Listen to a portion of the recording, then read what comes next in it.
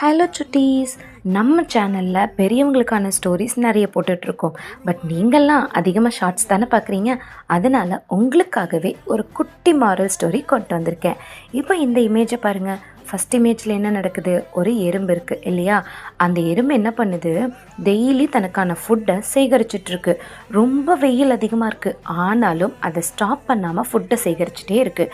அதை பார்த்துட்டு இருந்த கிராஸ் கூப்பர் அந்த எறும்புக்கிட்ட போய் சொல்லிச்சாமா, எதுக்கு நீ இவ்வளோ வேலை செய்கிற? வா, ஜாலியாக என்ஜாய் பண்ணலாம், லைஃப்பை என்ஜாய் பண்ணு, அதை விட்டு நீ இப்படி உழைச்சிட்டு இருக்க அப்படின்னு சொல்லி எறும்புக்கிட்ட சொல்லிச்சான். இல்லை, நான் எப்போ ஃபுட்டை சேகரித்தாதான் பிற்காலத்தில் எனக்கு உதவி பண்ணும் அப்படின்னு சொல்லிட்டு அது சின்சியராக வேலை செஞ்சுட்டே இருந்துதான். ஆனால் கிராஸ் கூப்பர் எப்பயும் போல் பாட்டு பாடிட்டு ஜாலியாக என்ஜாய் பண்ணிட்டு இருந்துதான். ஒரு நாள் திடீர்னு இடி மழைன்னு பயங்கரமாக பெய்ய ஆரம்பிச்சிருச்சான். அதால் வெளியில் எங்கேயுமே போய் சாப்பிட முடியலையாம்.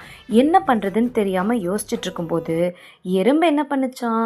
அதோட கூட்டுக்குள்ளே அதை சேர்த்து வச்ச ஃபுட்டை ஃபேமிலி கூட ஜாலியாக என்ஜாய் பண்ணி சாப்பிட்டுட்டு இருந்துச்சான். மழையெல்லாம் விட்டதும் ஆஸ் யூஷுவல் அது வெளியே வந்து தன்னுடைய வேலைகளை பார்க்க ஆரம்பிச்சிருச்சான். ஓகே குட்டீஸ், இந்த ஸ்டோரியில் நீங்கள் என்ன தெரிஞ்சுக்கிட்டீங்க? அன்னன்னைக்கு நம்ம சம்பாதிக்கிறது மட்டும் இல்லாமல் அதை ஃப்யூச்சருக்காக கொஞ்சம் சேர்த்தும் வைக்கணும். அன்னன்னைக்கு சாப்பிட்டோம், அன்னன்னைக்கு ஜாலியாக இருந்தோம் அப்படின்னு இருந்தால் ஃப்யூச்சரில் நம்ம கையில் எதுவுமே இருக்காது. நமக்கு தேவைப்படும் போது, நம்ம கஷ்டப்படும் போது நமக்கு ஹெல்ப் பண்ண யாரும் வரமாட்டாங்க. ஸோ நம்ம இன்றைக்கே சேர்த்து வைக்கணும், ஃப்யூச்சருக்காகவும். லைஃப்பையும் என்ஜாய் பண்ணணும், அட் த சேம் டைம் ஃப்யூச்சருக்காக கொஞ்சம் சேர்த்தும் வைக்கணும். திரும்ப ஒரு இன்ட்ரெஸ்டிங் ஸ்டோரியில் உங்களை சந்திக்கிறேன். பை பாய் குட்டீஸ்.